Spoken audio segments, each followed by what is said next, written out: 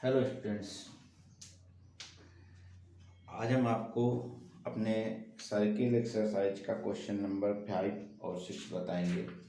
एक question number 5 आपका क्या है, हमसे क्या कह रहा है क्वेश्चन नंबर 5, पहले तो ये देखते हैं। क्वेश्चन नंबर 5 कह रहा है स्टेट दैट सिद्ध कीजिए कि उस वृत्त सिद्ध कीजिए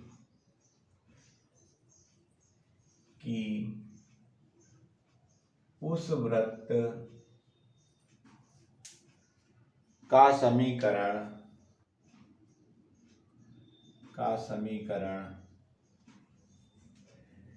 जो मूल बिंदु से होकर जाता है, जो मूल बिंदु से होकर जाता है तथा निर्देशाक्षों से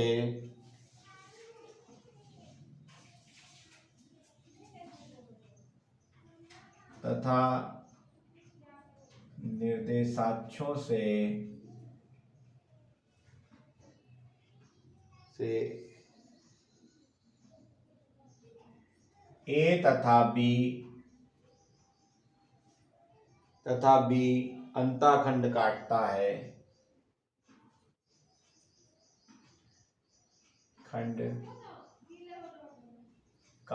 है, x square plus Y square minus A X minus B Y बराबर जीरो है। देखिए सॉल्यूशन इसका, क्वेश्चन कह रहा है सिद्ध कीजिए कि उस वृत्त का समीकरण जो मूल बिंदु से होकर जाता है तथा निर्देशाक्षों से ए तथा बी के अंतःखंड काटता है। तो इतना देखिए, तो चित्र बना लेते हैं। पहले हम निर्देशाक्ष बना लेते हैं। ये निर्देशाक्ष हो गए। हमारा सर्किल वृत्त जो है, सर्किल का मूल बिंदु से होकर जा रहा, मतलब इस पॉइंट से होकर जा रहा है। तो हम बना लेते हैं, थोड़ा सा समझ लीजिएगा। और मूल बिंदु से होकर जाता है और निर्देशाक्षों पर ए और बी के अंतःखंड काटता है। यानी ये डिस्टेंस कितनी है, ए, और ये डिस्टेंस कितनी है, बी। ठीक है, ए और बी के अंतःखंड काटता है। ठीक है, तो हम क्या करते हैं, यहाँ पर कहीं सेंटर होगा, सेंटर से इस पर क्या करते हैं, परपेंडिकुलर लंब डाल दें, और सेंटर से ही इस पर भी क्या कर दें, लंब डाल दें। तो जब हम लंब डालेंगे, इस पॉइंट के कोऑर्डिनेट क्या होंगे, 0, 0। सेंटर से जब हम इस पर लंब डालेंगे तो ये डिस्टेंस जो होगी वो कितनी होगी, आधी हो जाएगी, क्योंकि जीवा को केंद्र से जीवा पर डाला गया लंब जीवा को समद्विभाजित करता है। ठीक है ना, तो ये इसको आधे आधे में बांटेगा, तो यानी ये डिस्टेंस कितनी हो जाएगी, a/2, और ये डिस्टेंस भी कितनी हो जाएगी, b/2। यानी ये पॉइंट हमारे कितने हो जाएंगे, a/2 कामा b/2, क्योंकि पहले a/2 चले फिर b/2 चले। अब अगर हम इन दोनों के बीच की डिस्टेंस निकाल दें, जिसको हम मान लेते हैं a, इन दोनों के बीच की डिस्टेंस निकाल लें, तो ये हमारी क्या हो जाएगी, रेडियस हो जाएगी।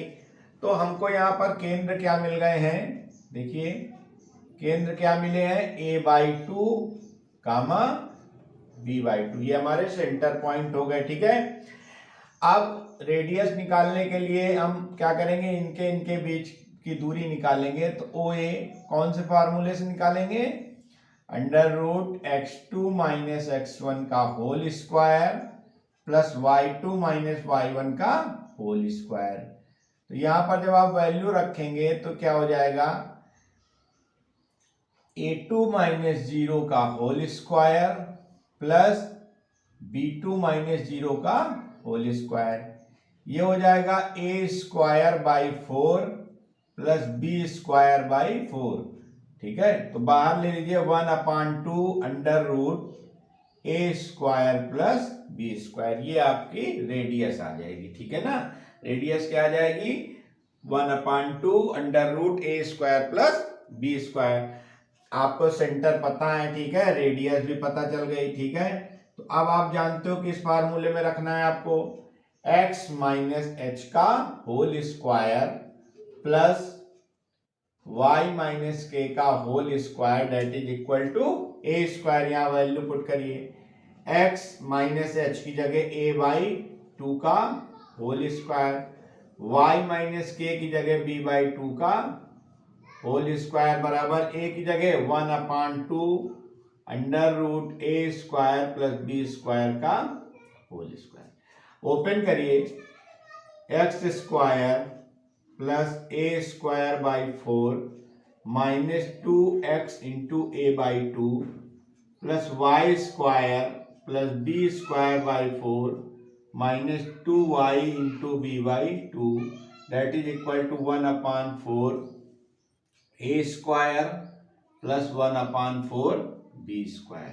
ठीक है, ये 1/2 का स्क्वायर 1/4 हो जाएगा, रूट हट जाएगा, अंदर मल्टीप्लाई। तो ए स्क्वायर बाई 4 से ए स्क्वायर बाई 4 और बी स्क्वायर बाई 4 से बी स्क्वायर बाई 4 कट जाएगा, तो बचेगा क्या, x square plus Y square, 2 से 2 कैंसिल होगा, 2 से 2 कैंसिल होगा, इनको उधर भेज दीजिए। तो ए एक्स मत भेजिए क्योंकि इधर ही है आंसर में, minus A X minus B Y बराबर 0, यही आपको प्रूव करना है। ठीक है, यही आपका इक्वेशन ऑफ द सर्किल हो गया। ठीक है, अब आप समझ गए होंगे, इसको नोट कर लीजिए ताकि मैं आपको नेक्स्ट क्वेश्चन बता सकूं।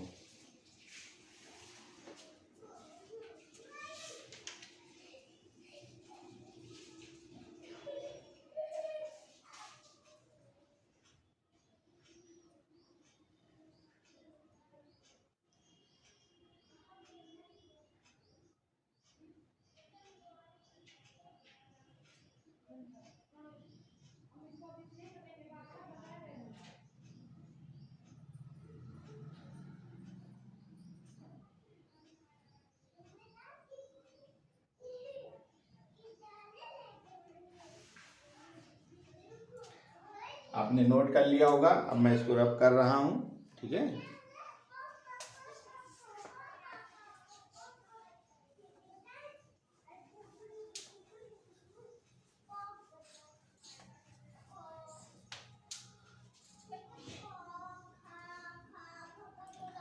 चलिए क्वेश्चन नंबर 6 को हम लोग देखते हैं। क्वेश्चन नंबर 6 क्या कहता है हमसे, क्वेश्चन नंबर 6 कह रहा है सिद्ध कीजिए कि उस वृत्त के केंद्र,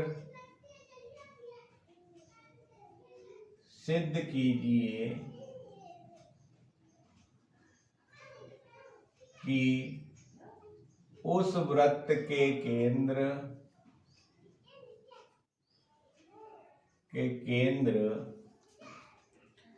का बिंदुपथ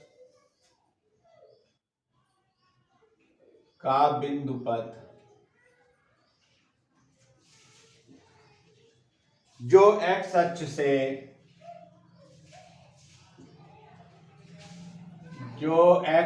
से दी हुई लंबाई 2a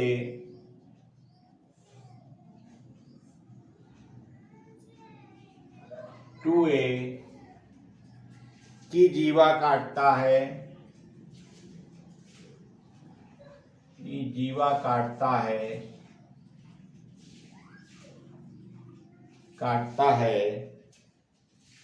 और y अक्ष पर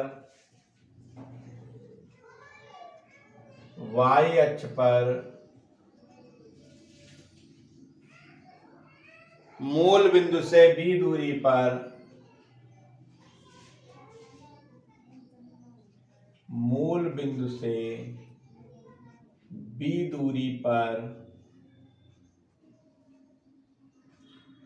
पर किसी दिए हुए बिंदु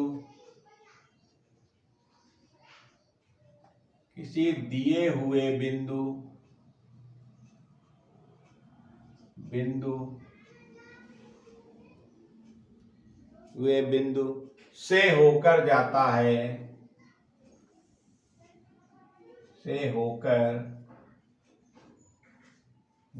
है, x square minus 2by plus b square बराबर ए स्क्वायर है। सिद्ध कीजिए कि उस वृत्त के केंद्र का बिंदुपथ जो एक्स अक्ष से दी हुई लंबाई 2a की जीवा काटता है। देखिए आप लोगों को एक चीज बता दें, अगर एक्स अक्ष से काटी गई जीवा की लंबाई जो है आप याद कर लीजिए 2√g² - c होती है, और वाई अक्ष हो तो 2f² - c होती है अंडर रूट में, ठीक है, 2√f² - c होती है। तो यहाँ पर जो इन्होंने दिया है एक्स अक्ष से दी हुई लंबाई 2a की जीवा काटता है, एक्स अक्ष से दी हुई लंबाई 2a की जीवा काटता है। तो हम देखिए इसका सलूशन आपको बताते हैं। आपका वृत्त का समीकरण जानते हैं, x² + y² + 2gx + 2fy + c बराबर 0 होता है। इसका केंद्र क्या होता है? -g, -f, ठीक है।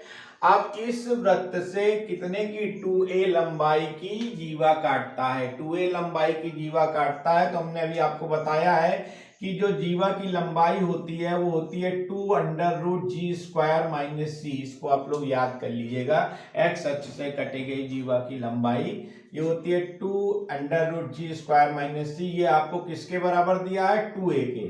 2 से 2 कैंसिल हो जाएगा तो दोनों तरफ स्क्वायर कर दीजिए, तो g² - c बराबर a²। तो g² - a² बराबर क्या हो जाएगा? c। इक्वेशन फर्स्ट आपको मिल गया। फिर सेकंड क्या कह रहा है?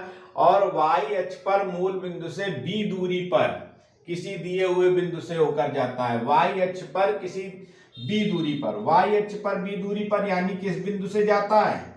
y अक्ष का मतलब x बराबर 0 और b दूरी यानी 0, b से ये वृत्त होकर जाता है। तो ये 0, b इस वृत्त के समीकरण को क्या करेंगे? संतुष्ट करेंगे। तो रखिए, तो 0 का स्क्वायर प्लस b का square plus 2g into 0 plus 2f into b plus c बराबर 0।